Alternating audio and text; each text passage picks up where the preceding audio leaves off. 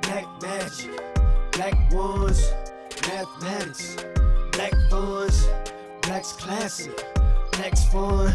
We get blacker in the sun, love my black ones, black future, black bonds, black's bills, black's run, black empress, black con. We get blacker in the sun, love my black ones. The will of the ancients in great devotion, cultivated the magic of making potions, the seed of the planets who birthed the cultures, the first nomadics to chart the oceans, but much more than the profit from all the slaves. So please don't tell me how to behave. This one's for the ones still in the grave. Fist up, I'm up fighting for change. Up late, working hard, going stupid. To Martin Luther King Jr. dreams looking lucid. The loudest voices in the room afraid of being muted. The power's in the truth, that's why the Now we official. We in here now. All right. So welcome again to Black Future Month. This is week 2, focusing in on Black education. If y'all have questions, definitely feel free to put your questions, your comments, your wisdom all throughout the chat. All of our presenters today are pretty dynamic, and they can think of answers and discussions off the top of their head. So definitely put it in. We want this to be an engaging conversation.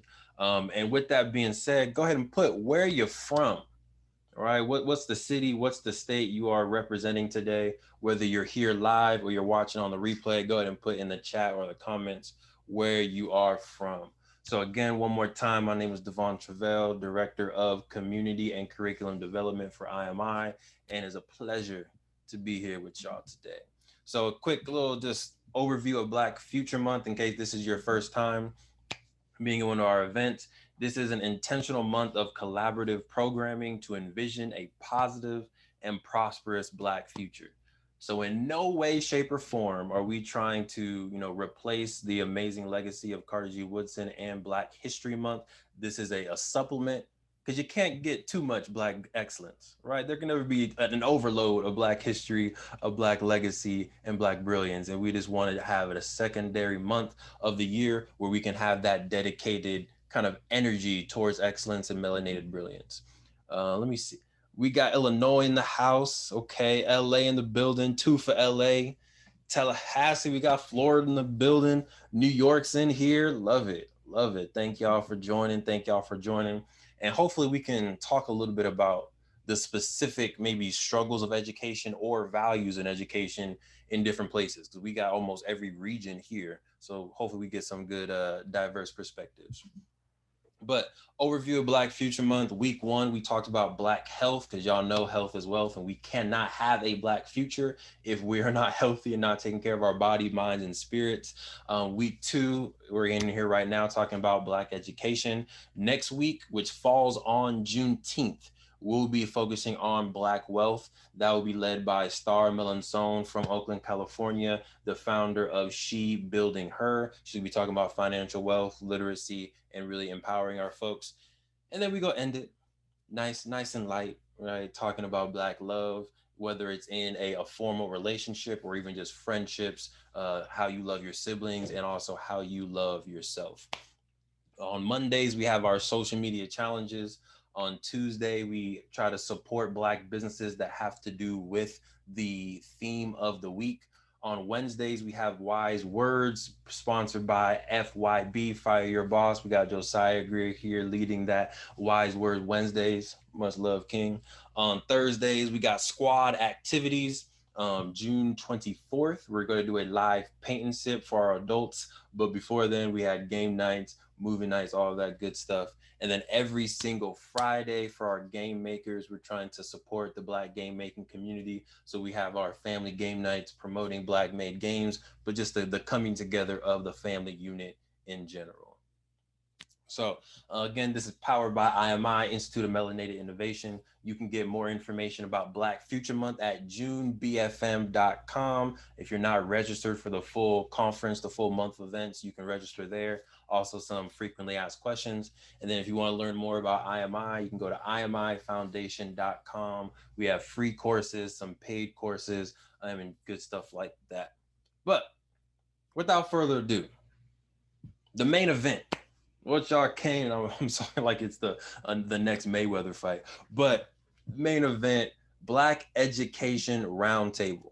Really wanted to get a nice discussion about what is Black education, what are some of the maybe the gaps in education, where is the future in education, and then obviously just have a nice open dialogue. Whatever questions, concerns, or topics you all have from across the nation, feel free to put it inside the chat. So this roundtable will be facilitated by my brother, my mobster right here, Dr. Antonio Banks, the co-founder of 3BD Consulting, educational firm, empowering and making sure our institutions are doing what they're supposed to. And then we also have Rachel from Foolery, a game designer right here, educator as well. And then of course my other brother, Josiah Greer, motivational speaker, educational, inspirational speaker, all that beautiful stuff. Miss Sierra from Melanated Waves, unfortunately, isn't able to join us today, but we do have Miss Nikki from New York. You are more than welcome to join in actively on the conversation. I know you're a very adamant homeschooler and you're building your community out in New York as well. So if you would like to join the discussion, you are definitely more than welcome. I'll now pass it over to Dr. Banks. Most definitely, most definitely. So, just real quick, will I have share screen rights? Is that cool? Yes, sir. I will give you those keys right now. All right, for sure. Good to go. All right. So, thank you all first and foremost for being here. Thank you for that brilliant and always dynamic introduction. Um, I'm excited to be here. So, thank you for inviting me out to this event to be with you all. Always love to share some space and just mind space with creators, educators, business people, speakers. So, especially when we're talking about education. So, thank you for inviting me to facilitate this session. And I think what we're going to do first to really get started is really just open with a brief introduction of each of the panelists that are here today. We want you to just give a brief introduction and say why you believe education is important for the Black community. And we'll start off with Miss Rachel first.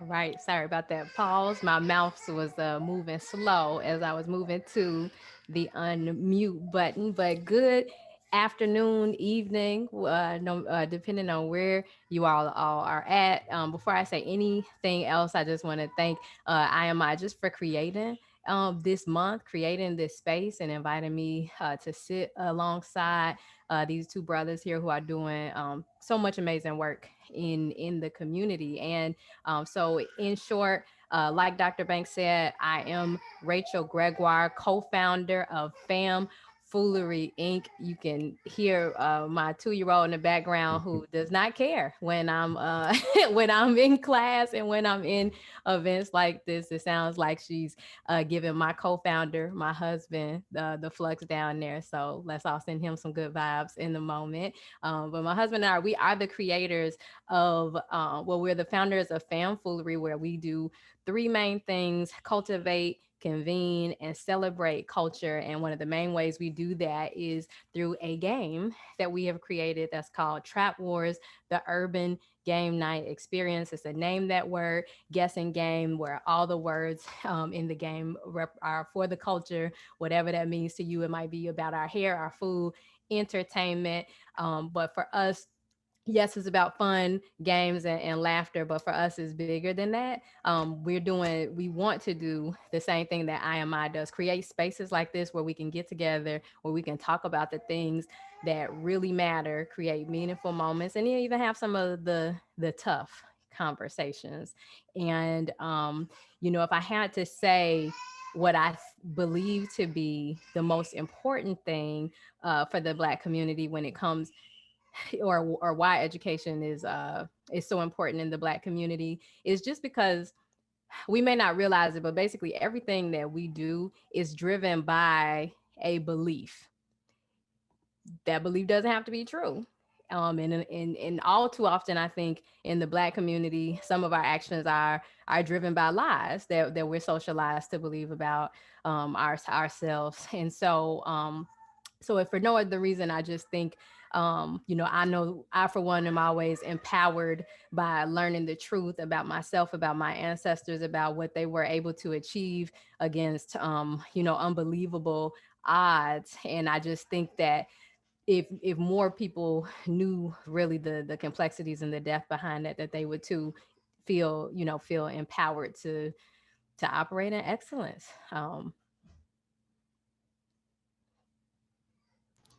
Mic drop. Absolutely, absolutely. Thank you for that. Thank you for opening up the scenery for us, Mrs. Gregoire. Josiah, did you want to hop in here and share a little bit about who you are and why you believe education is important for the Black community? Yeah, man, I don't know how I'm supposed to follow up that introduction. I really don't, know if there's anything left to say. She pretty much dropped mic right there. But, so my name is Josiah Greer. I'm a motivational speaker, also an entrepreneur. I also work in a university here, at California State University here in Sacramento as an enrollment counselor, an outreach counselor and enrollment coordinator. I think that education is just really important because those who don't know their history are doomed to repeat it. You know what I mean? If we don't take the information that our ancestors have experienced and apply that to our lives, then we fall down the same rabbit hole. We fall down that same misguided information, misguided direction that Queen Rachel was talking about. It's if we don't understand what our ancestors were told, the way that they were raised, why they were told what the things that they were told, then we ended up falling into that same trap. And we still see that today. To this day, we see our children, our Black children, following a particular group of people. I'll never forget when I watched, I can't remember exactly who it was, but I watched a person say that, we have like millions of children trying out for 7 NBA basketball jobs that last 3 years. You know what I mean? So, that's education can give us the tools that we need to see, hey, this is a trap. If you're only trying to, and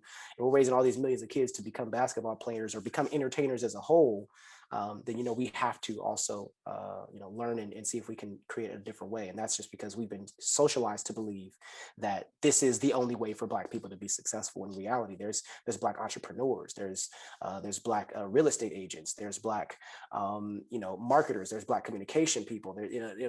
Entertainment isn't the only way to be successful as a Black person, but that's the way they try to portray it. So our education is deep, and it's important to me, and that's kind of why I work within education. That's why I push for education, and I don't think that there's one way to be educated either. I think that there are so many different ways. There's YouTube University. You know what I mean? Like, even though I have a degree, I do understand that not everybody may want to learn in that structure, in that form of learning. We've been taught that, the teacher has to be in the front of the classroom and all the students have to sit there and listen to what the teacher says. In reality, studies have shown that, more inclusive education is better, where students are sitting around in a circle and they all have input. So that's just why, I think education is super important, because it can change really the future of our next generations.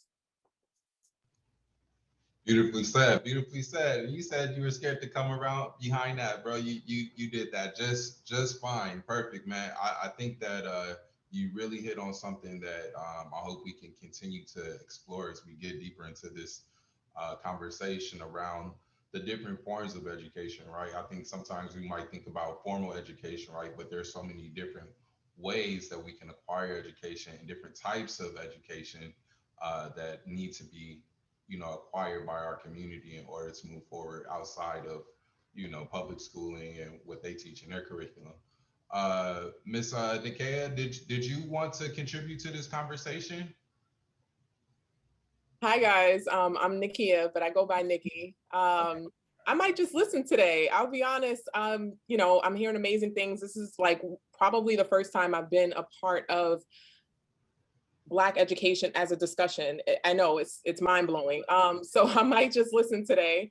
My son is a little bit in a mood, but he's a 3rd grader. I have him sitting right next to me. I'll just follow along. If there's something that I find interesting, I might just throw it in the chat and then jump in then. But for now, I'm the student today. Okay, for sure. Thank you. Okay, for sure. Uh, so we're going to go on to the next question real quick, and continue to share it in the chat. I like the discussion that's happening in the chat about, like, statistically you have 0% chance of making it to the NBA even when highly talented. I know lots of cats that are skilled with the ball, but didn't make it because of whatever circumstances that they had. But we're going to go on to the next question that was provided for us, and that's in your profession, what gaps do you see in education currently? And since we started with Ms. Rachel the first time, we go start with Mr. Josiah this time. Whew, that's a lot to unpack there. What I will say is, what I'm going to talk specifically about something that I have a interest in, really, is I see a gap in regards to Black male representation on college campuses. I say this all the time, even when I go out and do my professional speaking, and is that I'm 30 years old. I'll be 31 in July, so next month. I'm super excited. I've been to 4 elementary schools. I wasn't the best student. I went to 4 high schools as well, and 2 universities. I'm now working on my master's, and I've had 1 Black male teacher in my entire life. And that was 2 years ago. And that was intentionally because I was like, you're a Black man. What class are you teaching? That's the class I'm taking. And I grew up in the Bay Area, which most people would consider a pretty diverse place. So for me, I think that one of the gaps that I see is our Black men being educated by white women and white men, white women in K through 6, and then white men from then forward. And to me, I think that's why we see such a huge difference in regards to the treatment of Black students, because we have so many of these people who come from different cultures who don't understand our culture and the way that they're communicating with our children.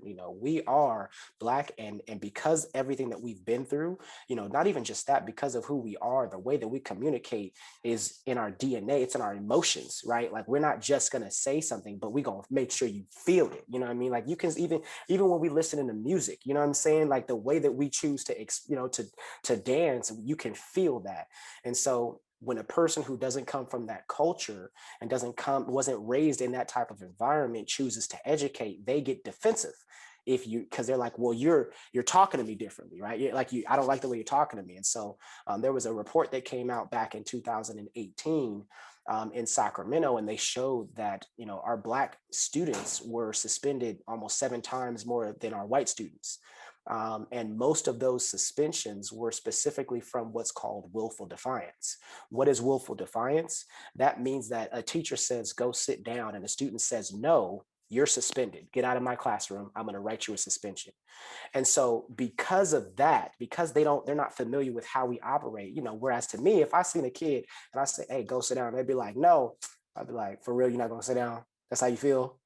That's what we're doing today. We're not going to sit down. Okay, Mr. Greer, I'm going to go sit down now. You know what I mean? It's completely different. You know what I mean? Because again, I come from that environment, you know what I mean? Or maybe if the child's having a bad day, I'm going to say, yo, what's going on? Is everything okay? Let me sit down and talk to you. Like, is everything okay at home? Because I know that if a child is acting up, it's probably because something is going on somewhere elsewhere that they can't really explain. So I would have that conversation. But if you're not from that environment, if you're not from that area, then you tend to punish. So for me, I would say that one of the biggest gaps that I see in my profession is the lack of Black male representation. And I see how it's affecting our men moving forward.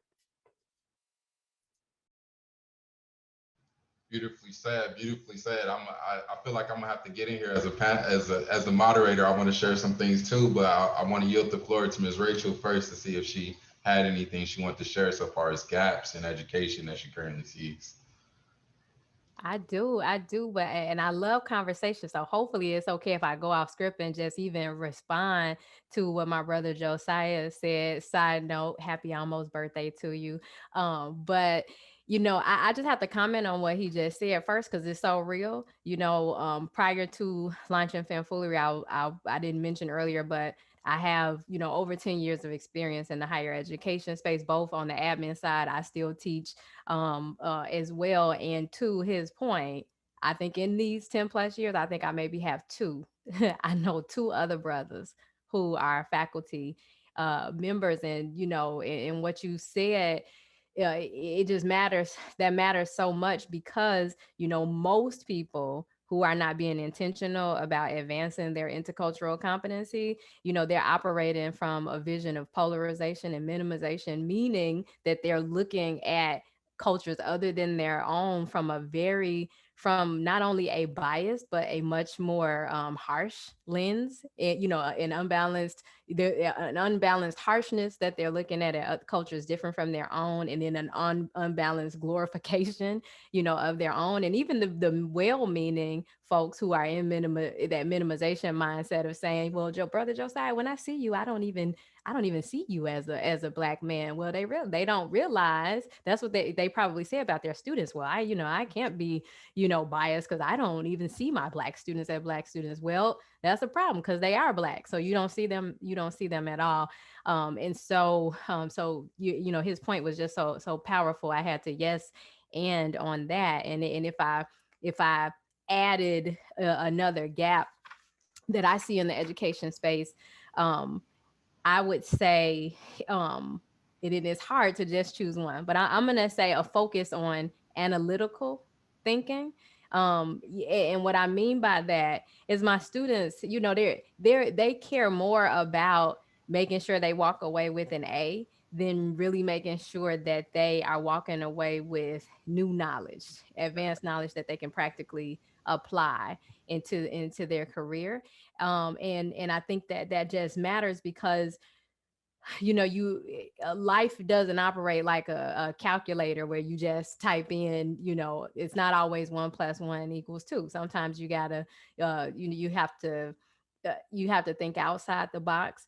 And I just firmly believe that every individual has something just so unique to offer to their profession based on their unique perspective and all the things that help to shape the way that they think. But if since we're in a culture that I think kind of glorifies like sameness and just kind of in an education system that sometimes just wants to program you to only think in this tunnel vision way, it takes away from that skill set, the critical and analytical thinking that really will help us to help us to solve these big and complex problems like racial inequity, like homelessness, like poverty. And there is no cut and dry, simple way to teach on topics like that. So if I had to just choose one, 'cause there's a lot of gaps, but if I had to just choose one, I'm gonna say a focus and an appreciation for those folks who think out the box. Beautifully said. Beautifully said, Mrs. Rachel. And you gave me a lot to chew on, and I will continue to process long beyond this conversation. I'm sure that is, hitting off on a lot of people's radar right now. I had some things that I wanted to share too, but I did want to yield the floor to Brother Devon Truvel if he has some things that he wants to share. I know we kind of operate in the same space of higher education right now, so we might have some similar thoughts, but did you want to hop in and share anything in particular?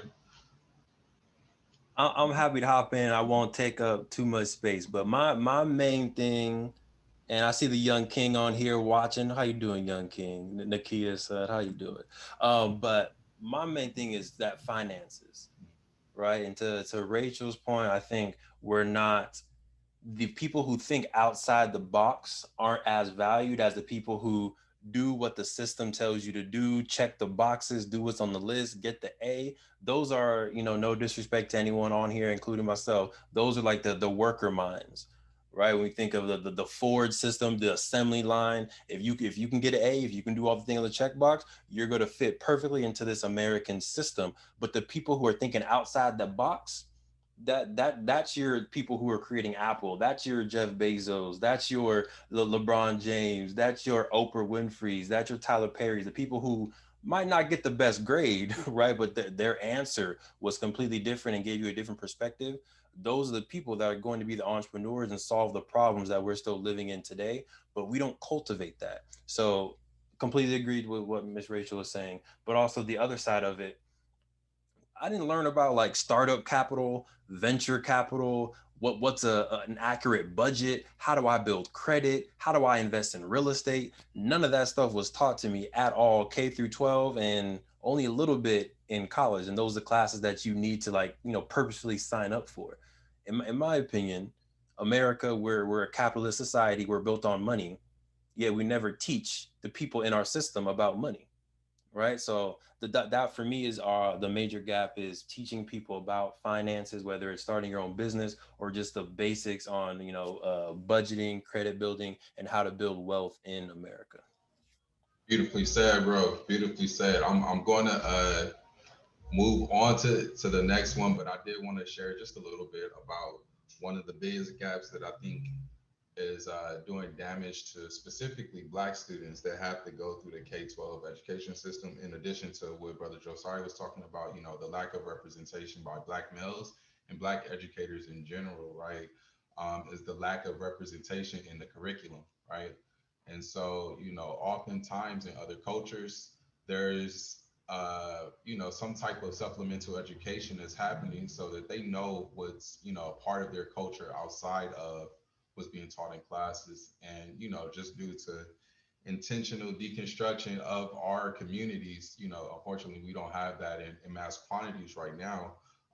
And what we're being taught in the classroom K through 12 is usually from a deficit. They only teach us about our history once we got here, not knowing about the fact that, we really do come from royalty and we are the cradle of civilization in totality, right?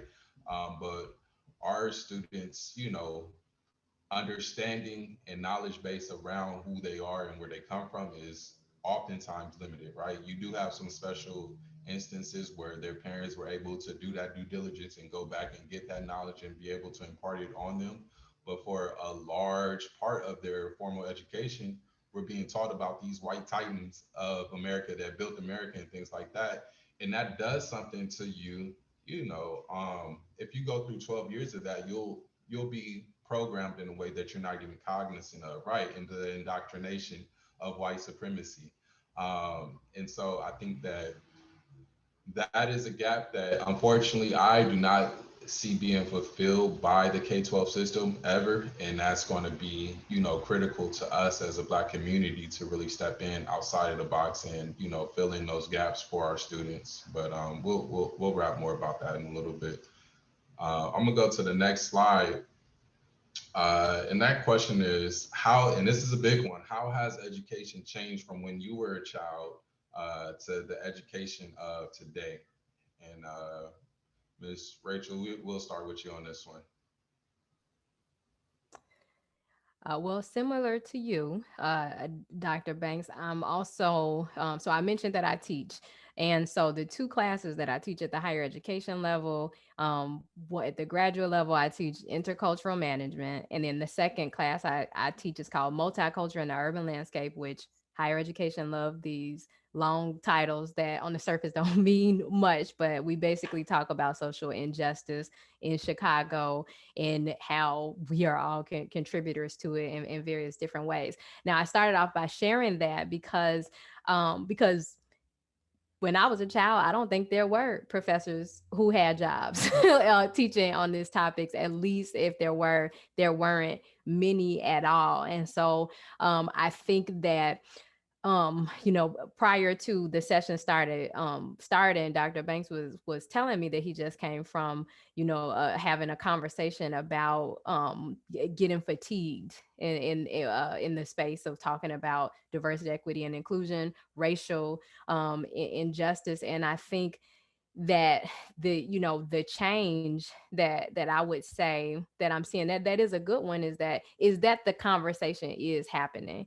I think for many of us, part of the fatigue and stress comes from the fact that there's so much change that needs to be made. It can make you feel disgruntled and feel like you're almost wasting your time. But when you think about, man, when you think about what our grandparents and great grandparents experienced, for example, if my great grandmother was a teacher like me and she was expecting, she wouldn't even be able to come to work while physically showing that she was pregnant.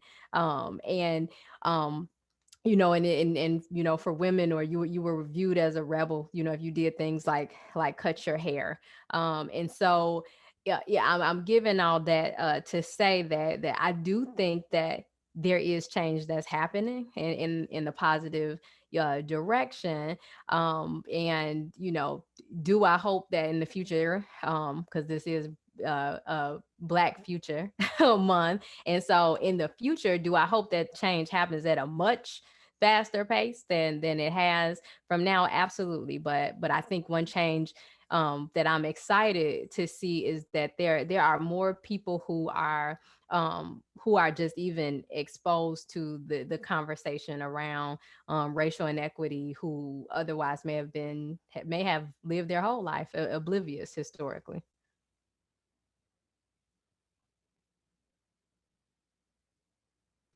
Beautifully said, brother Josiah. You want to chime in here? Any thoughts from you?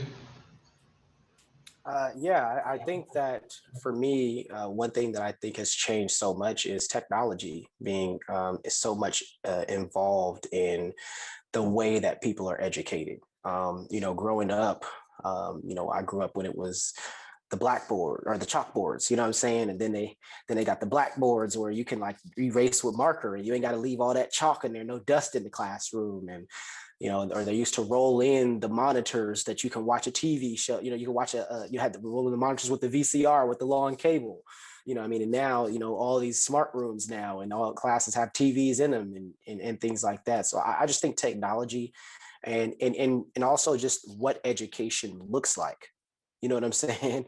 You know, um, um, you know, growing up, because we weren't exposed to so much information, you know, we thought that the only way to get information was inside the classroom, where now there are more people that are being educated on YouTube from people who don't even have degrees in the subject, um, because of their experience, right?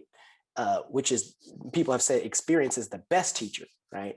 But because of their experience, and they were still able to relay that information. I think it goes back to what, you know, what Dr. Banks was saying earlier in regards to the structure of K through 12 education. You know, this system wasn't built to really breed entrepreneurs. You know, it was built to breed people who are going to follow along and become workers. And so I think for me, seeing that like our children now are being educated on YouTube, you know what I mean? Even though they still go to school, but you know, those 6 to 8 hours that they spend in that classroom, in those classrooms on those subjects, outside of that, they're on the phones, they're on their iPads, they're on their tablets. I mean, my niece is 5 years old and 6 years old. And I mean, she knows all the ins and outs about an iPad. You know what I mean? Whereas to me at 6 years old, if you'd have handed me an iPad, I'd say, what am I supposed to do with this? You know what I mean? Like I remember teaching keyboard, like learning keyboards when I was in, you know, elementary school. So, and typing and things like that. So I just think for me, I think the biggest change is just technology and how it's allowing people access to information at such a younger age that they have the ability to look something up. Like I remember, you know, when I was in school back in the day, it was a fact that Pluto was a planet. It was a fact. In fact, if you marked that Pluto is not a planet, if you marked that wrong on a test, you got it wrong and you failed, right? And when I was young, it was a fact that Christopher Columbus discovered America. It was a fact. In fact, if you said that Christopher Columbus did not discover America, you got that wrong and you failed. So again, now our children can go to Google, right? And no matter how old they are, they don't even have to be able to type it. They can literally push the button, say it. Hey, Google, who founded America? And they may say Christopher Columbus, but they'll also find some other things that they can research and say, that completely contradicts Christopher Columbus, you know what I mean? And so just technology being implemented or being engraved into, what our children, the way that our children learn, which has been, so dope. Beautifully said, man. And I definitely want to echo some of those points that you two just kind of shared.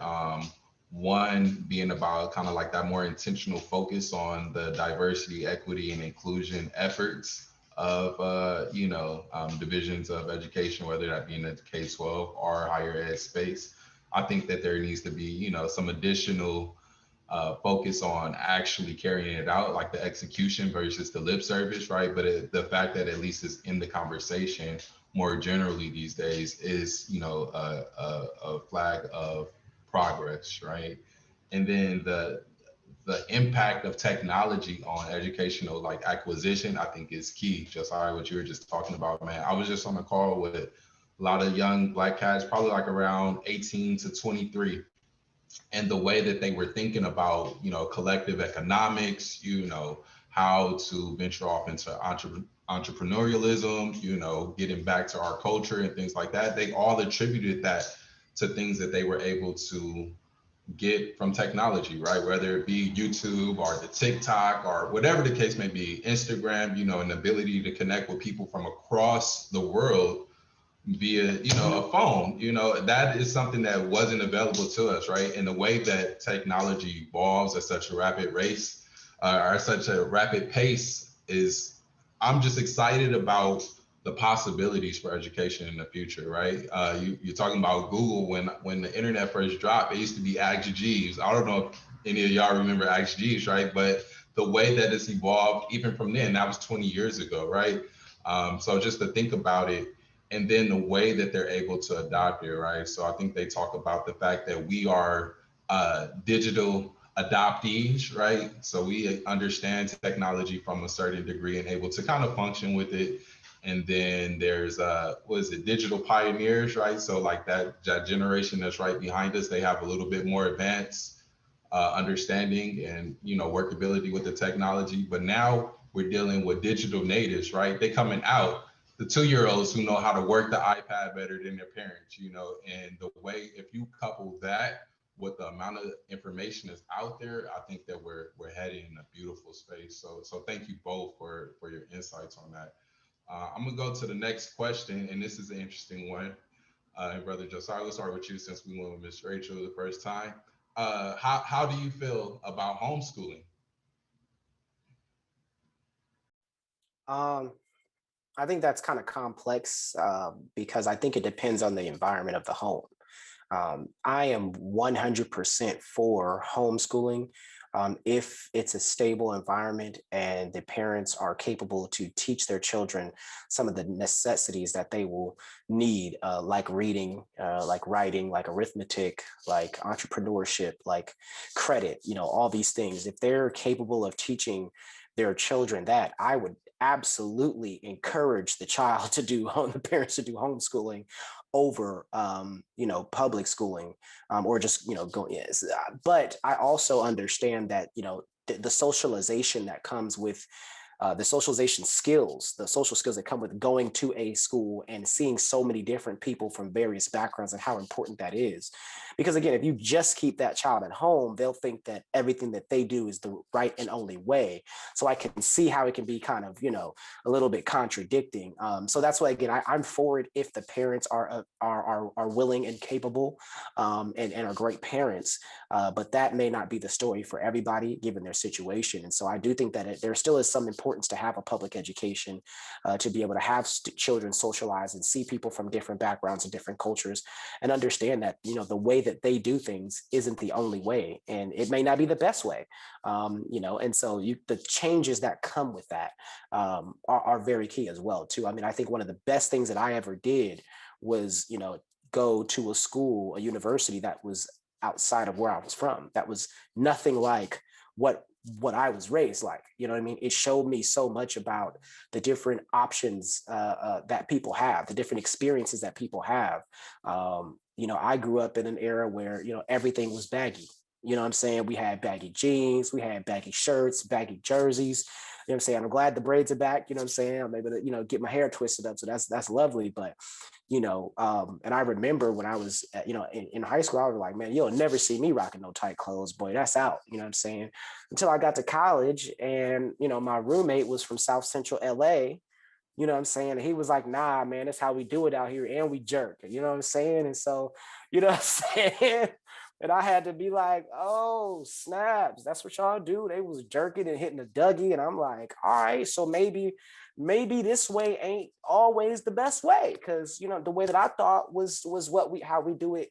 I thought it was the only way because everybody that I knew, that's what we worshiped. That's what we did. You know what I'm saying? That's what we followed. So it's important to have, I understand the importance of going out to, understanding people and having different religions and cultures and expectations and stuff like that. I think that's dope. But, if I could have it my way, I would homeschool my children, because I think that, I know what the school system, the K through 12 school system is doing and what it's preparing that child for. And they teach you nothing outside of reading, writing, and arithmetic. They literally teach you nothing else that you probably will use ever in the rest of your life outside of working for someone else.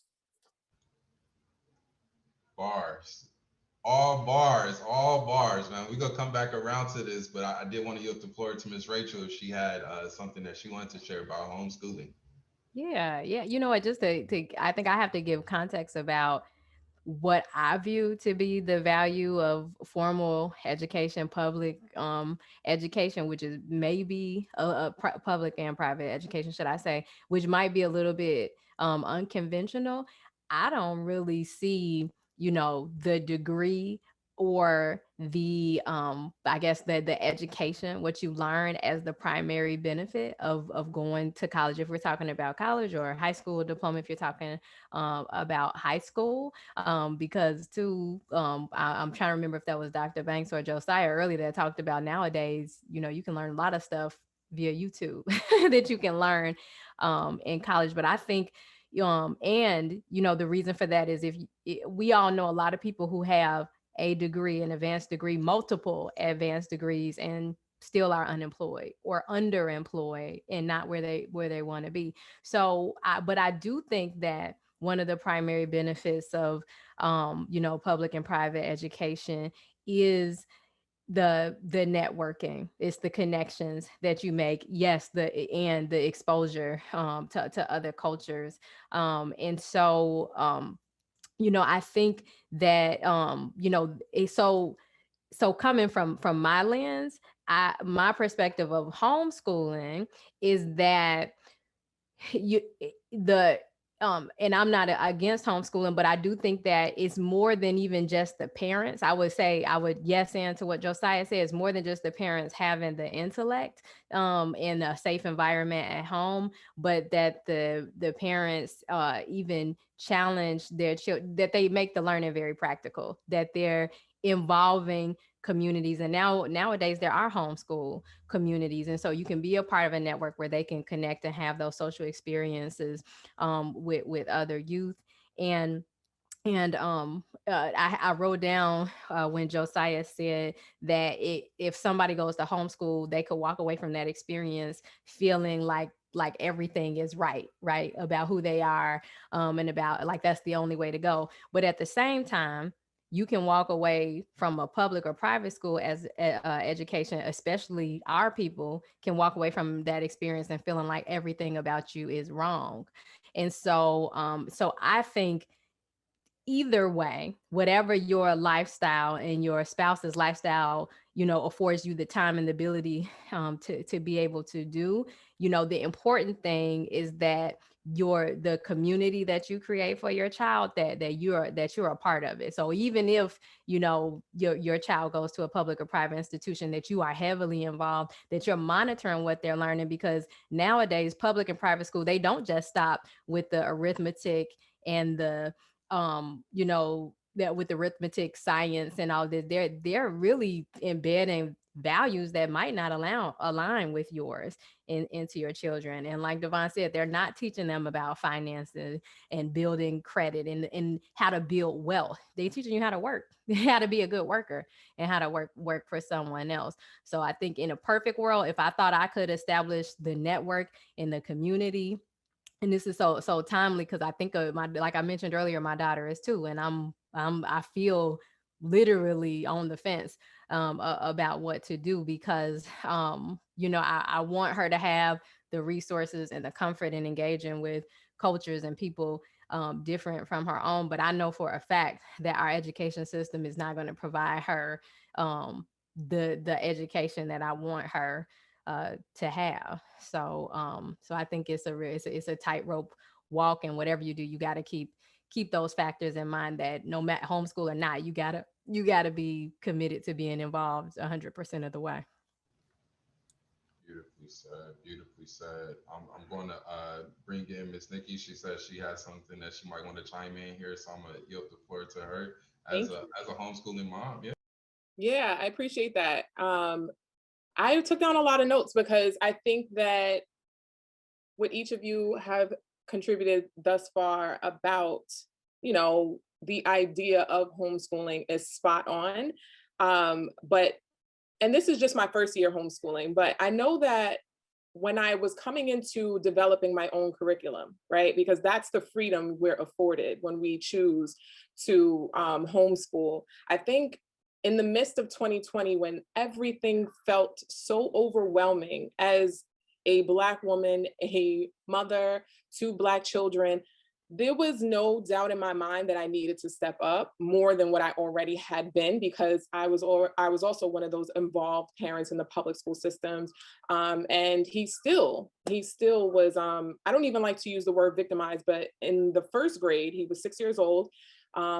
He went to a predominantly white school, and a little boy had, I guess, punched him in the face. And the teacher, who was an older white woman, sent them both out of the classroom and sent them to the principal's office.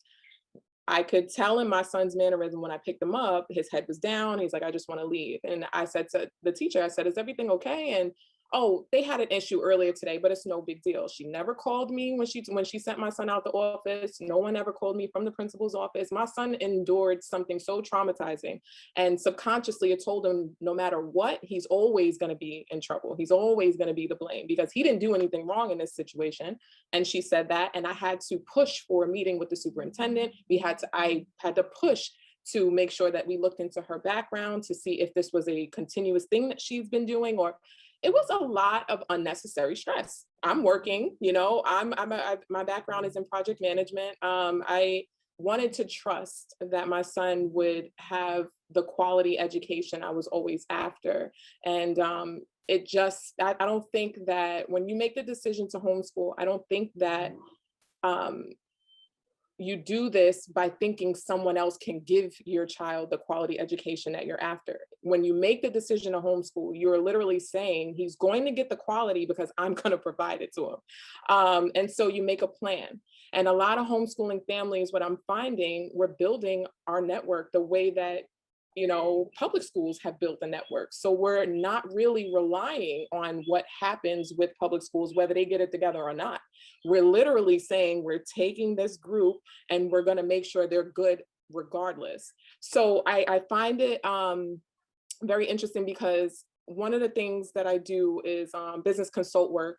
And when parents find out that I'm homeschooling, one thing they ask is like, aren't you scared? Like, what if he, doesn't do well on tests to get into colleges and all that? And I was like, you worry first, and we have to uncondition our minds. This is the problem. We're coming from public schools. So in our minds, we're already afraid. For what? First of all, these are your kids. They're your babies.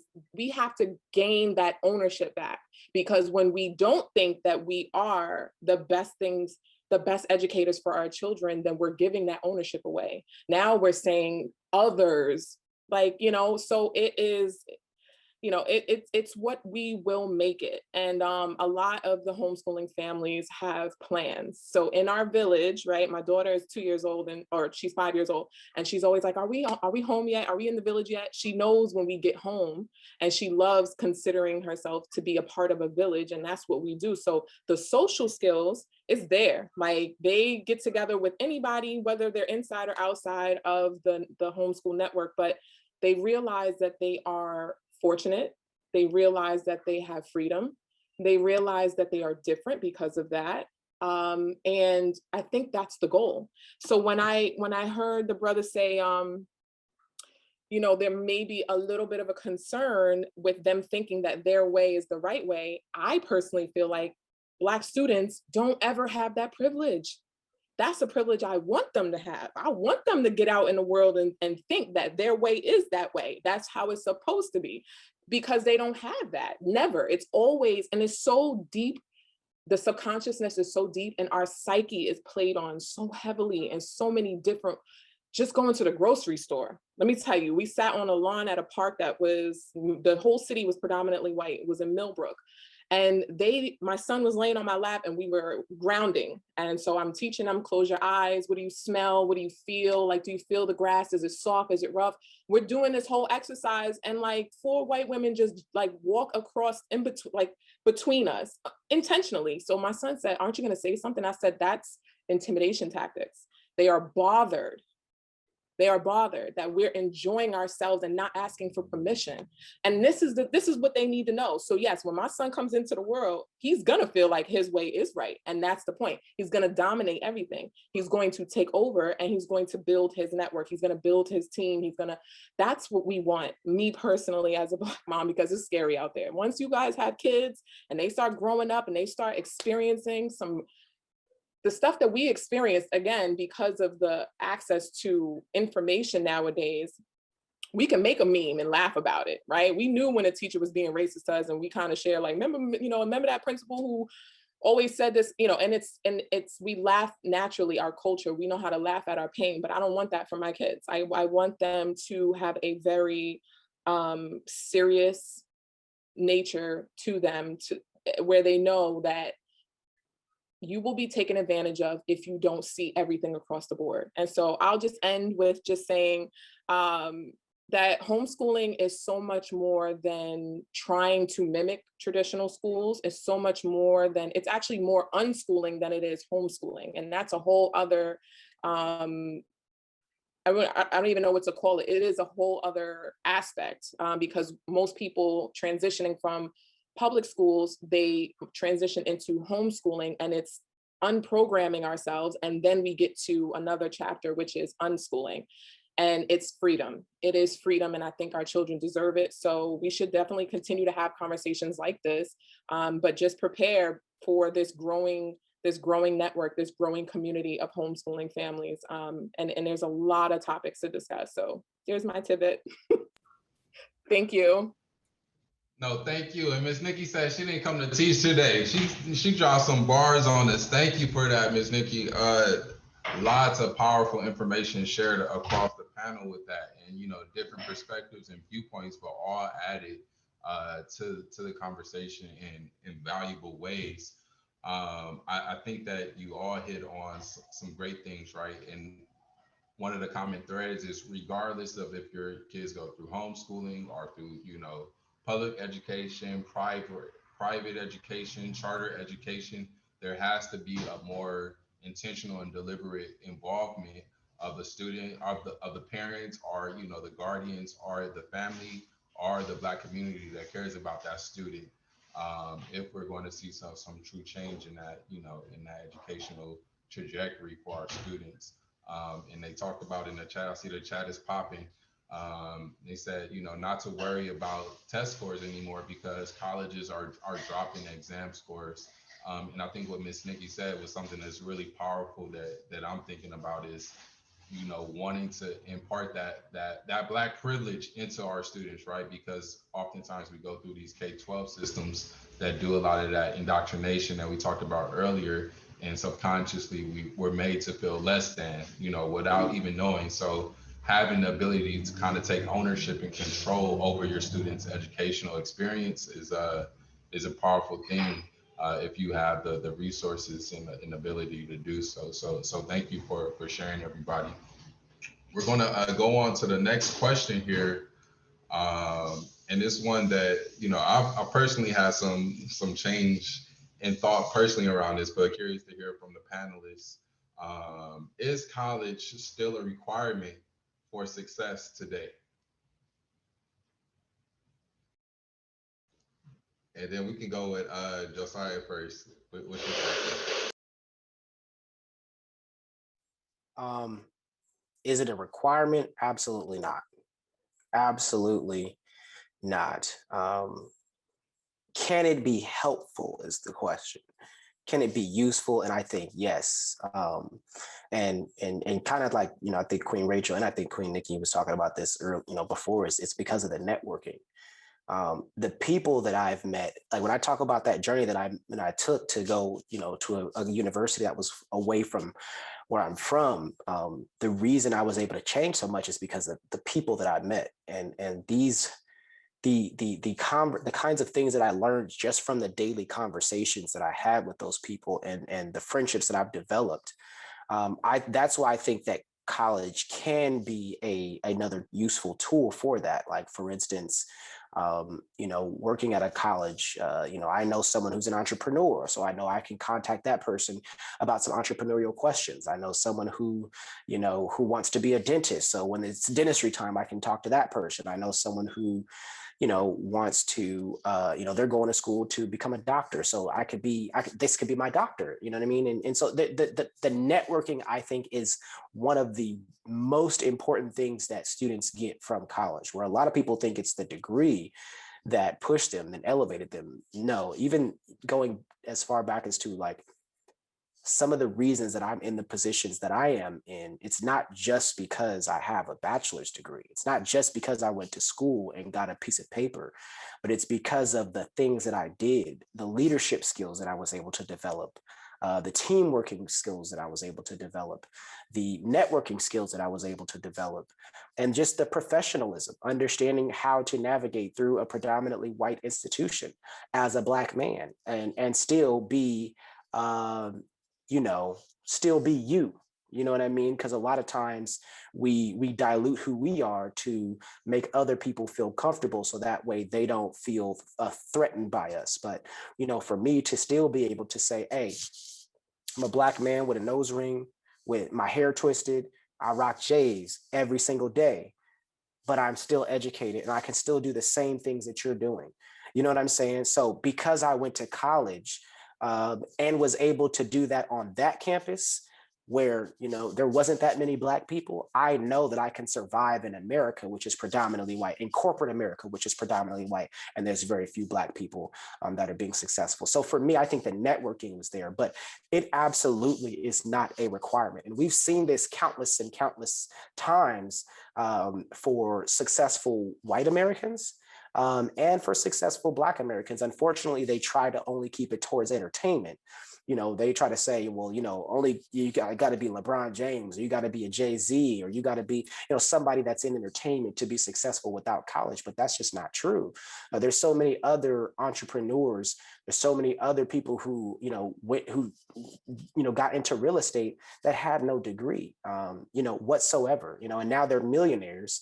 Or there's so many people who invested in stocks that didn't get a degree, and now they have hundreds of thousands of dollars built up in equity and stocks, and they didn't have a college degree for it. So I absolutely don't think it's a requirement, but I think that we've been institutionalized to believe that this is the only way, or this is the only guaranteed way of success. And like, you know, Queen Rachel was saying earlier, is that there's so many people who have degrees, you know, and now they can't get a job because they're overqualified. You know what I'm saying? So you have all these people with bachelor's degrees, master's degrees, PhDs, all applying for this entry level position. You know what I'm saying? To make, you know, $35,000, $40,000 a year. You know what I mean? And it's like, well, you know, there's only one job, you know what I mean? So it's because what happened was, you know, yes, they got the degrees, but did they develop the social skills as well moving along? And college doesn't guarantee that you're going to develop those social skills. We all know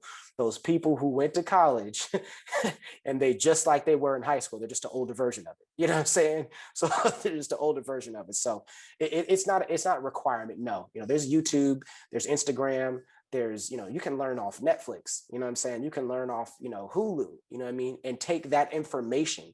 The question is, what are you going to do with that information? How do you apply that knowledge? And college is just the most acceptable one that we as a society do, because of course, you know, it is also to a certain degree, you know, a business, you know what I mean? So they want you to go that way because, you know, if we can get you in debt that way, you know, then you'll be stuck with us forever. You'll be stuck paying the, you know, the rest of, for the rest of your life. So that's my take on that.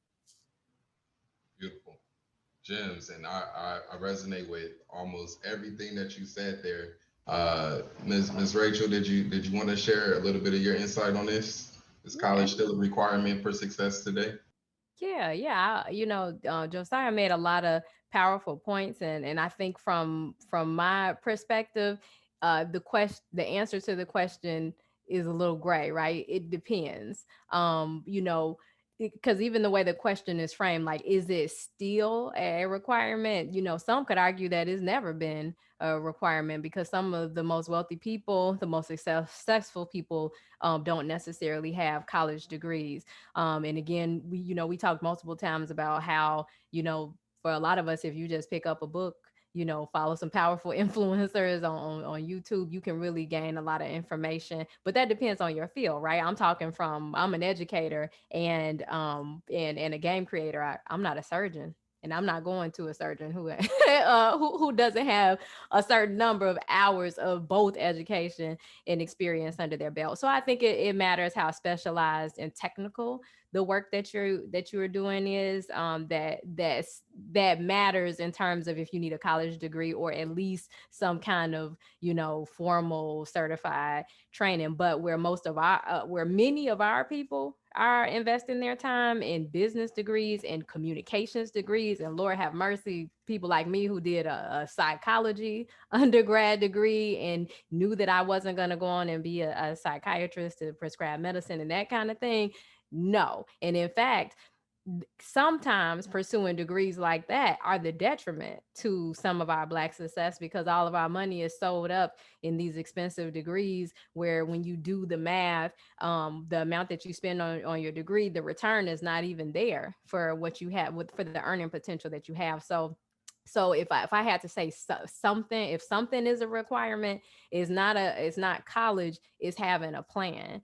And so any young person I talk to, when they tell me, what their plan for their degree is, my immediate follow-up question is, okay, do you know what you want to do with that? Because that changes everything about requirements. And we talked a lot in this conversation about how college can be a powerful source for resources and networking. But, you know, I'm sitting before you right now because, you know, Devon and I have connected as two fellow game creators. And I think too often in the Black community, when you're an entrepreneur, when you see somebody else in business doing the same thing or something similar to what you're doing, or something, right, if you see somebody similar doing something of what you envision, too many of us say, oh, well, you know, like, I can't do that now because it's too saturated. You know, it intimidates you, when we should have the opposite effect. We should link up, learn from what each other is doing, pick up, you know, drop some gems on the other person and collect new information. So you can do many of the things that college offers you without, you know, spending the tens and sometimes hundreds of $1,000s that are involved. And you just got to have a plan and know what's required for the plan that you have. Beautifully said. You dropped a lot of gems right there, and I want to chime in, but I see Brother Devon wanted to chime in. So go ahead, bro. Let us know what you got to say on the topic. I'll keep it real brief, and I want to preface this by saying, you know, I did have the privilege of going off to college. It was an amazing experience, and I did learn kind of what Dr. Banks just put in the chat, the collaborative over competitive. right? Being a part of fraternity, Phi Beta Sigma fraternity incorporated, being able to go mob, there, yeah, you see the power. So being able to like get connected with people and see that me getting connected with other people and growing with other people is literally better than me just being an island by myself.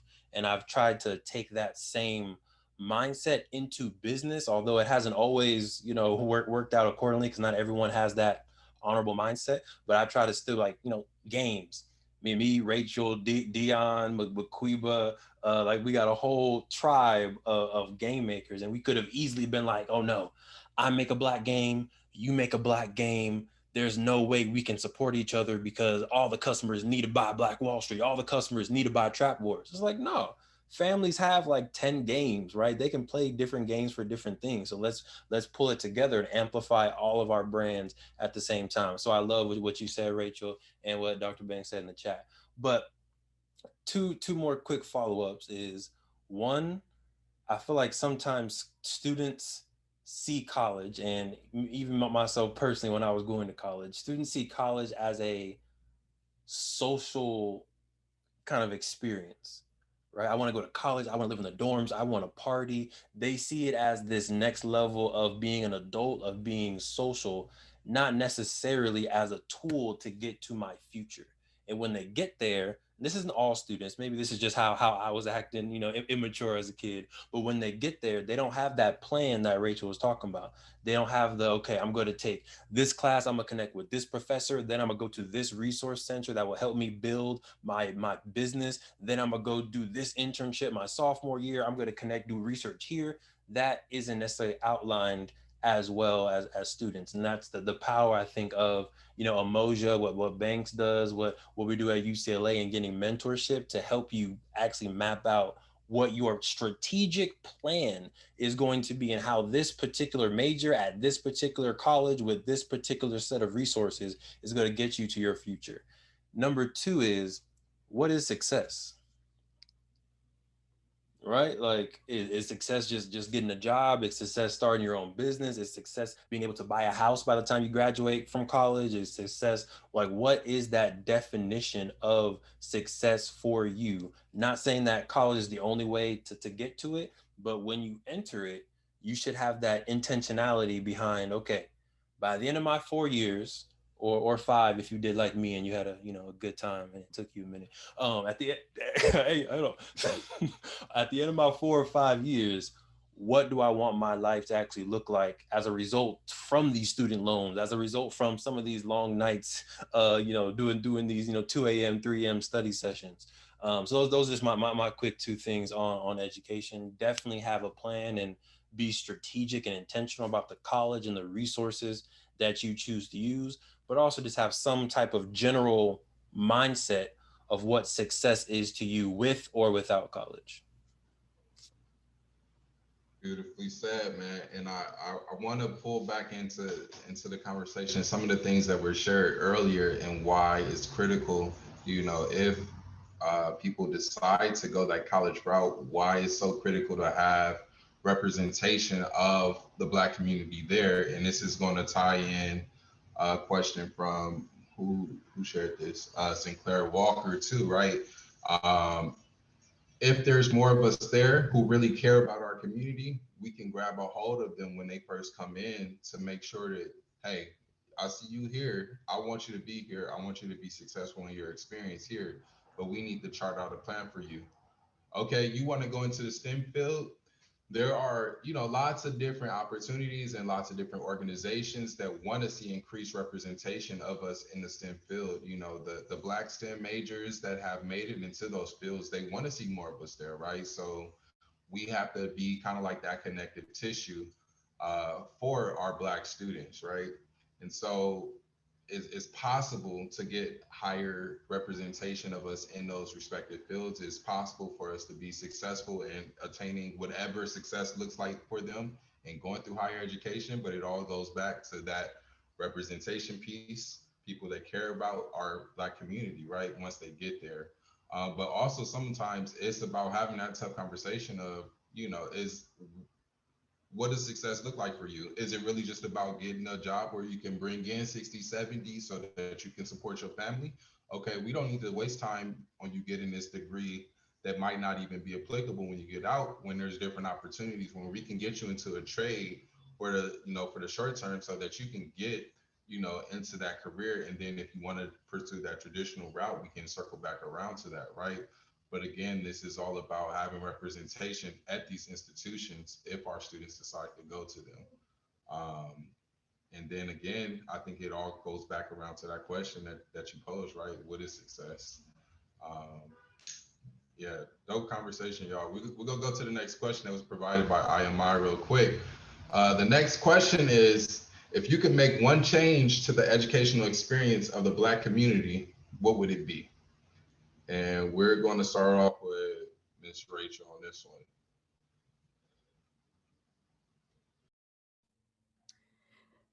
I think I would just say having more of a community. And so and again, I guess I'm speaking as if we're talking about in a formal education setting, but I would just say having a Black community, period. Because I went to a PWI for both my bachelor's and my master's, and in most of my classes, I might have been one of two of, one of five. And it wasn't until one of the first positions that I had outside of college, I was the liaison for one of my alma maters and their Black alumni association. And I realized that my experience wasn't unique. A lot of people would come to our events and were like, wow, I can't believe this many Black people went here. I never saw them around on campus. And I think that for the students who do, link up and are a part of communities, I'm talking especially of those who go to predominantly white institutions, but I think just being able to link up with your community and talk to and vent and talk through situations with people who are likely experiencing some of the same challenges that you are would increase the retention and the likelihood that you will push through. Because it might be easier for some of us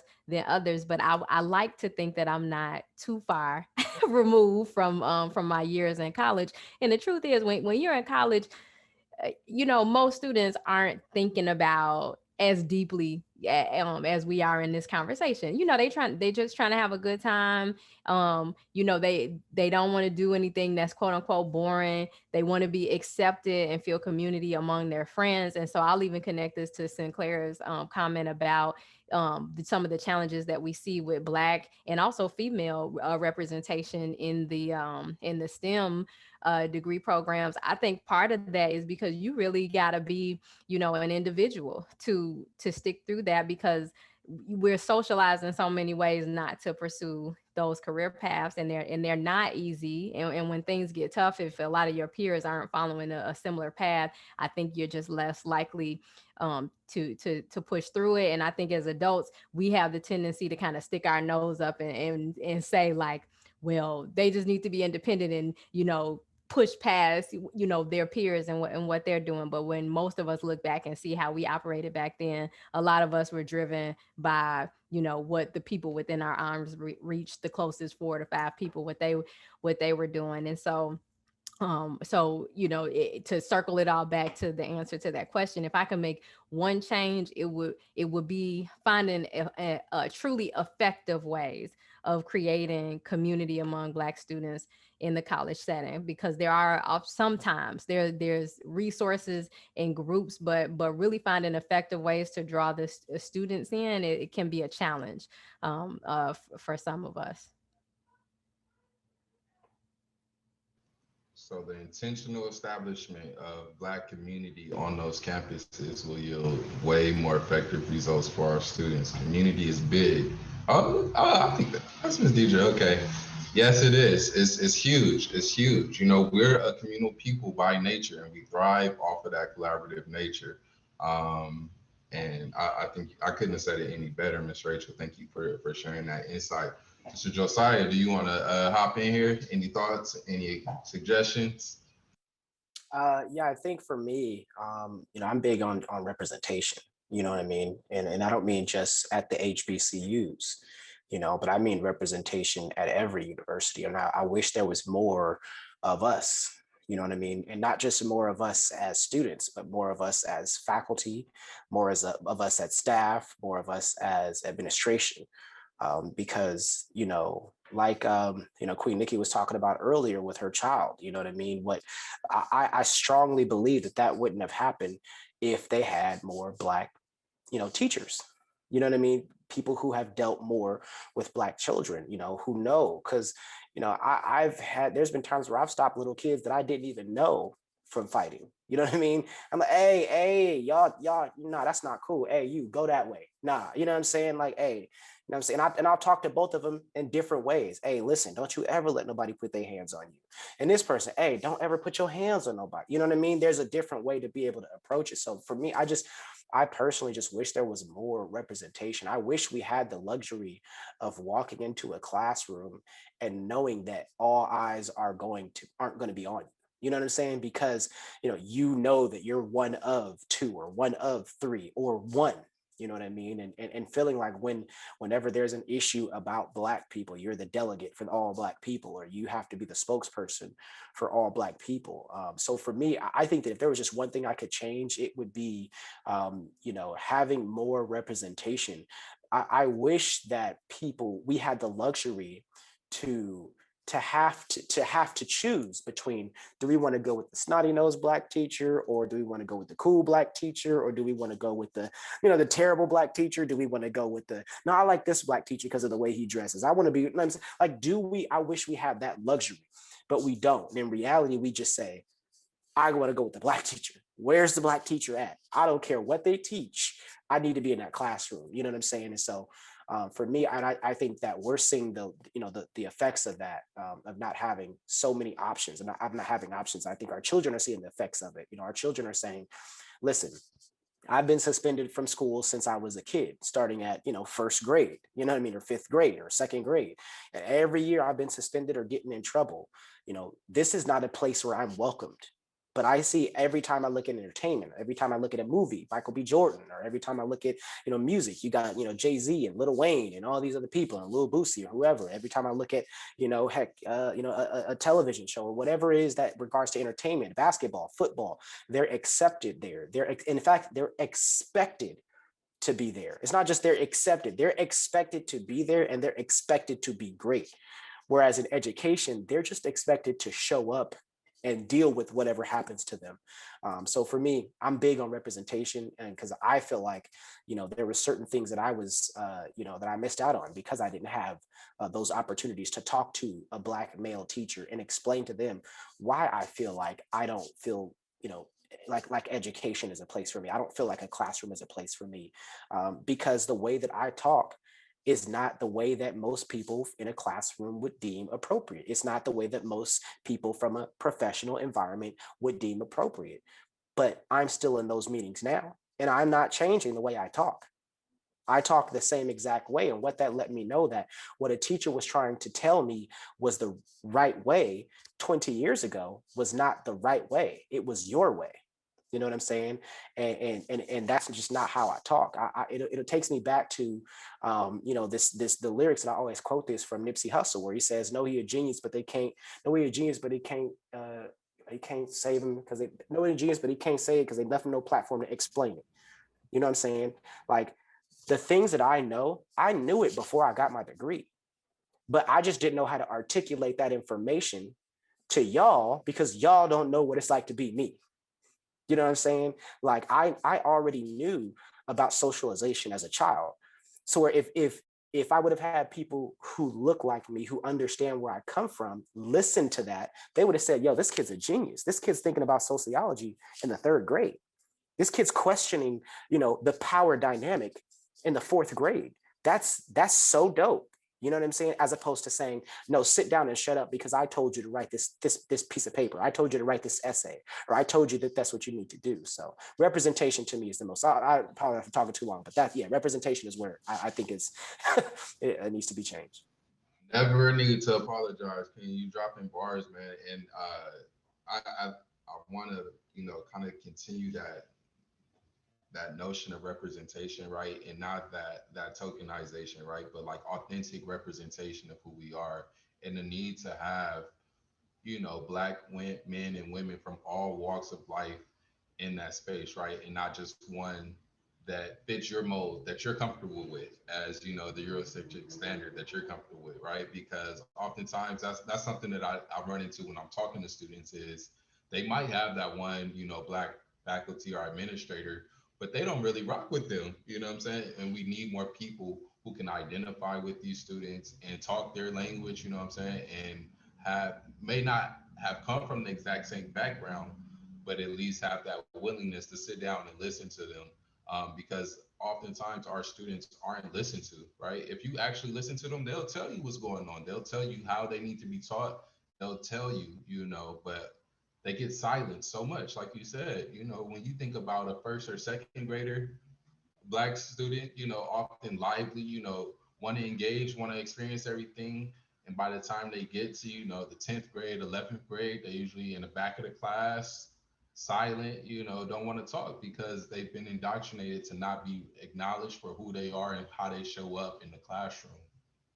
And so, yeah, this is powerful, man. Is there anything that anybody else, Devon or Miss Nikki or anybody want to contribute to this point before we go on? Okay, we got a couple of more minutes here, but I'm gonna bring up this next one for the panelists. How does your company or you as a person help to improve the educational experience of the Black community?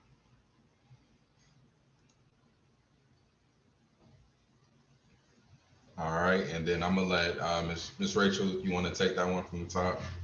Yeah. I'm glad that this question was embedded in there because I get so excited about trap wars and our game nights that too many people don't know about a whole separate leg of our business, and that is facilitating educational programming.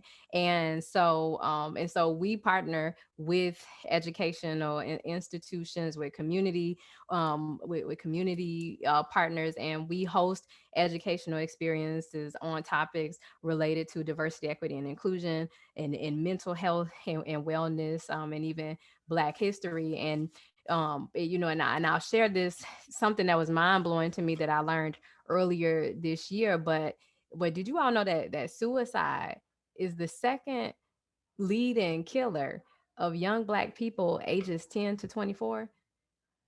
it, it like catches my breath every time I hear that, because to I just think about, I mean, for anybody who is over the age of 24 participating in this today, like, I feel like I didn't even start living my life for real and offering fully what I had to offer to the world until, I was beyond that. And so I just think that that's such a loss, to the Black community, but not just the Black community, to the world at large, that we're losing so many young Black lives for that reason. And so all, keeping that that harsh, that scary, that dark statistic top of mind, the programs that we are creating are revolved around helping students to find healthy ways to de-stress, productive ways to de-stress. Because you know how it is in college, you're promoted to drink, and I shouldn't even say in college, as an adult, you're promoted to do things, to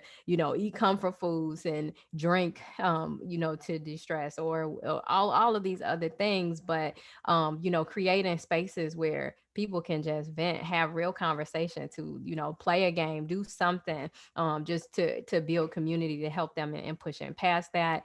And I talked a lot about how we facilitate programming, or that I'm a part of diversity, equity, and inclusion conversations. And I think all too often when people hear that heading, they think about educating people who are in power, white people, about how to operate productively in the workspace with other cultures, particularly with Black people. But that's a one-sided conversation. We should be having more conversations with each other and with our youth about how do we navigate it, navigate both the stress of it, but how do you handle it, even from a professional standpoint, when you're being discriminated against, when you're being stereotyped, when there is unconscious bias when you know that you're experiencing. What can you do, so that there isn't retaliation against you? And so these are all conversations that we are having with the greater community. But my favorite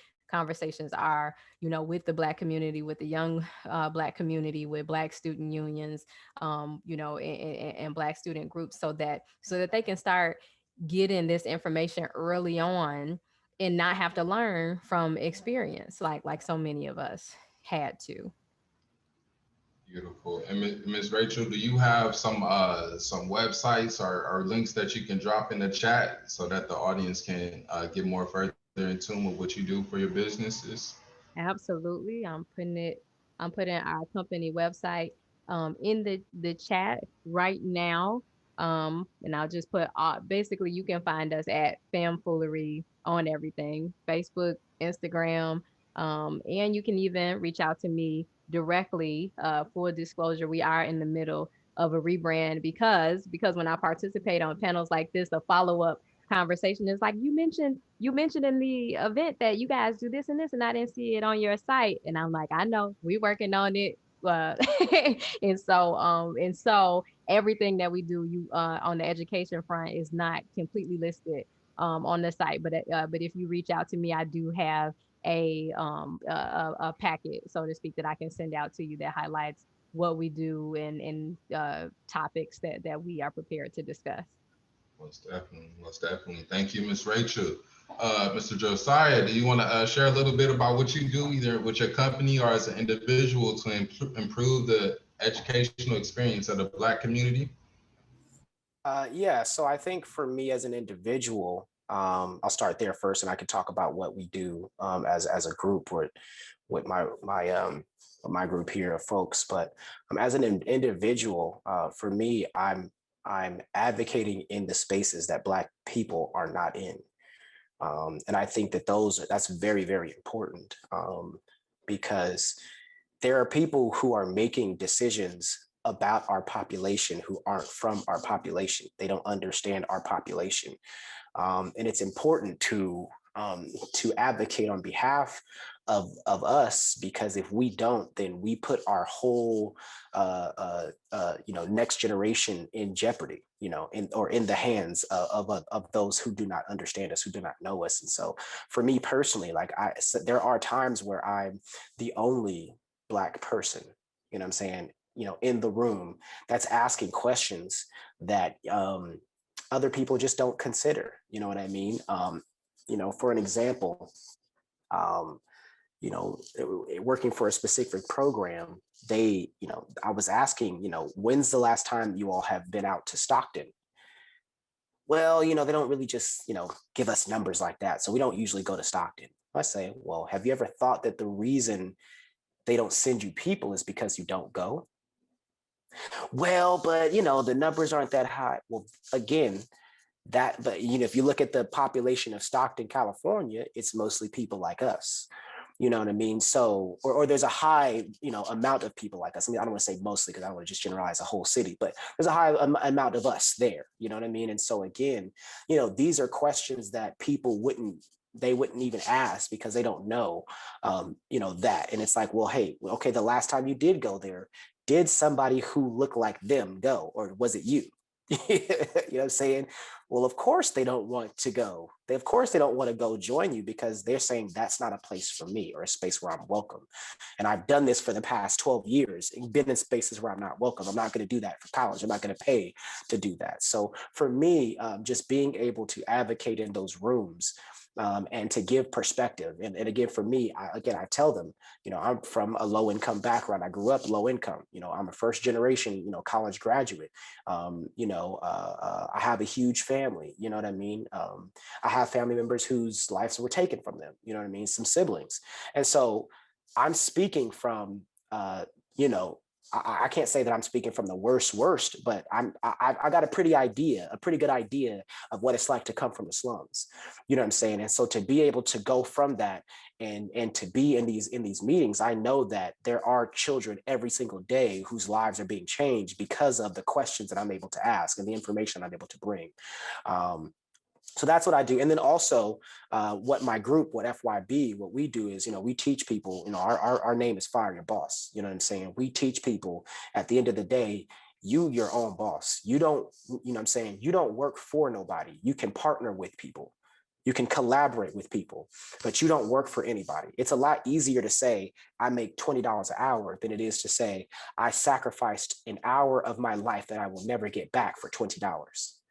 You know what I'm saying? And so what we teach people is we say, listen, when you go and you decide to sign a contract with someone, that is a partnership, that is a collaboration. And you still, at the end of the day, have the right to do what you choose. Now, there will be consequences, right? There will be some things that will happen there, no matter what, right? Cause and effect. There's going to be some things that are going to be changed. But at the end of the day, ultimately, it's your decision. And you have to ask yourself, is it worth it? And I use my personal experience as an example. When I go out and do these presentations to high schoolers, to college students, to people who have been incarcerated, formerly incarcerated, and I talk to them and I just tell them, through my experience, through some of the challenges that I faced, what the difference in opportunity is. Listen, there are people who make bad decisions and then need help getting out. And then there are also people who need help before they get ready to make a bad decision. You know what I'm saying? And so I choose to talk to both. And what we're doing is creating just a different perspective of life. I know Devon talked about it earlier, that, that mindset of, Henry Ford, where it's like, you just be good at one thing. But that's not true. You know what I'm saying? We're not monolithic, man. You know what I'm saying? Like Black people, you could be good at so many different things at once. Why can't you be in the stock market while you're investing in real estate, while you're working for the government, while you know what I'm saying, like having a YouTube channel? Like, why can't you have all of that stuff at the same time? Why is it that, well, if I don't want to mess this up, so I can't do that? When in reality, man, the more that you do, the better you become. And the more valuable you become, because again, now they can't just tell you, well, you're only good for this one thing. We do every week. I know we're partnering with you all this month. Every week we do what's called Wise Word Wednesdays, where we say, hey, listen, everybody has something that they've learned in life. That's a guarantee. Everybody, no matter what age you are, I don't care if you're 2 years old and you're 75 years old, everybody has learned something in life. Listen, take one lesson that you've learned and share it on social media. Right. And use the hashtag Wise Word Wednesday. You ain't got to do it every week. We do it every week as a team, but we just ask there because there's somebody out there who's went through what you're going through, or is going through what you went through, or is about to go through what you went through. And they need your advice, right? Your information. And they have no idea that you're going through that or that you've been through that unless you tell them. So we use that again as just a weekly inspiration. But for me, my Wise Word Wednesdays, I know that Devon's been following for a while, they've completely improved. You know what I'm saying? It went from me just talking in my car, holding my phone up, to now having a whole production of it. And all that's done by myself. I record it myself, I edit myself, all that. So when I go out to it, if there was a company who ever said, hey, Josiah, we like your idea of Wise Word Wednesday, we want to work with you. Well, okay, well, now the price just went up because I don't need you. I've done it myself. I've created the value here.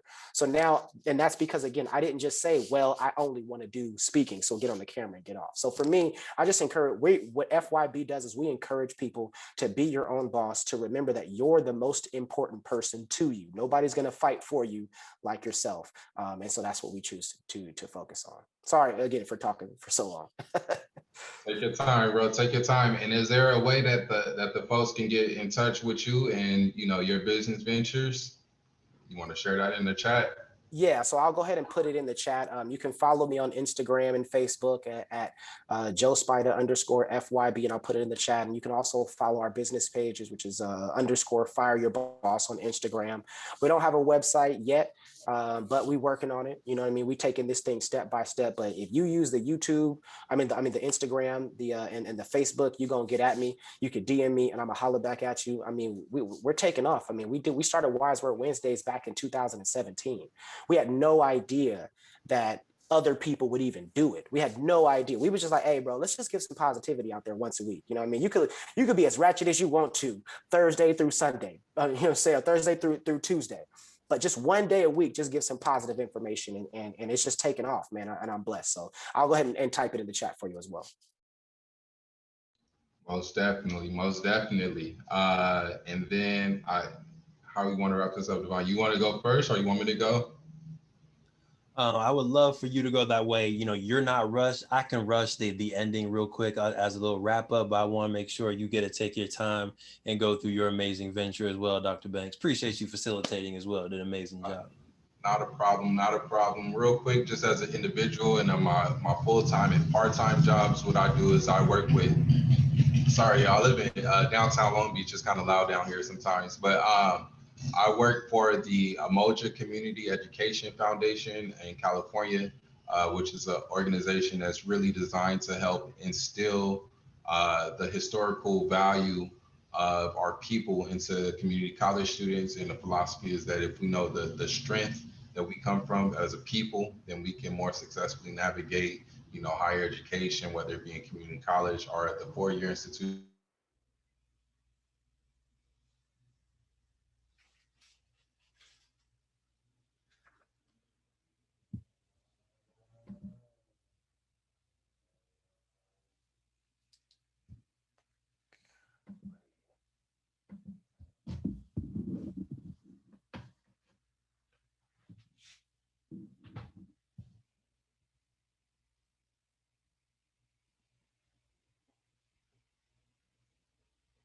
Uh, Walking that talk. So, having some assessment and evaluation entities that we go out and work with, whether it be corporate or nonprofit or even the 2-year or 4-year educational systems, to kind of hold them accountable for what they're saying that they're trying to implement it on their respective campuses. And in addition to that, we do different workshops and different, guest speaking and things like that.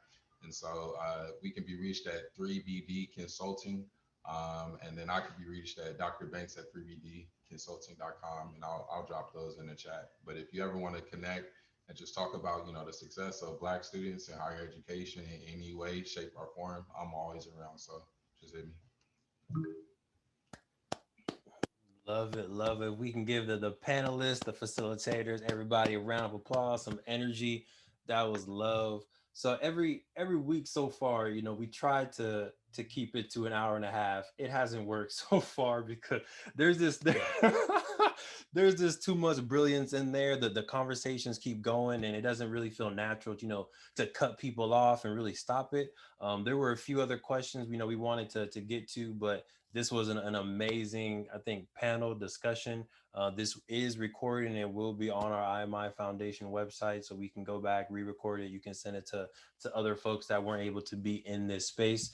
But before I officially close out, definitely want to say a huge thank you to Rachel, Josiah, and Dr. Banks for contributing your brilliance, your wisdom. Y'all didn't agree on everything, and I think that was perfect. Like, I love hearing the different perspectives for sure. So I appreciate y'all.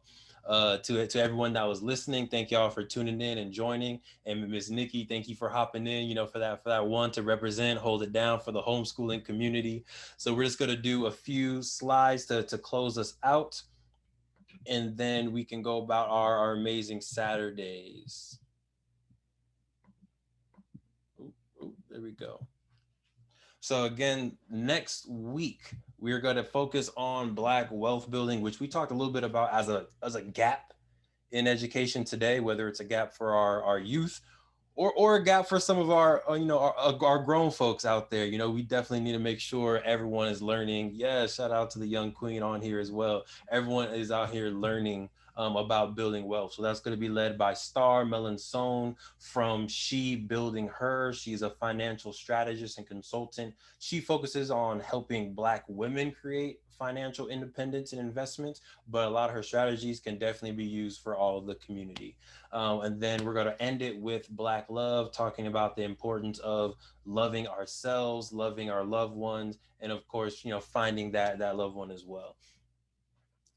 Powered by IMI, so you can be able to go on June BFF bfm.com to get more updates. We have a live kind of stream of the hashtag Wise Words Wednesday. So as people post automatically, they'll get put on the website as well. So you see Josiah on there, you see Derek on there, you see some more folks on there as well. And then if you want to learn more about IMI, you can go to imifoundation.com.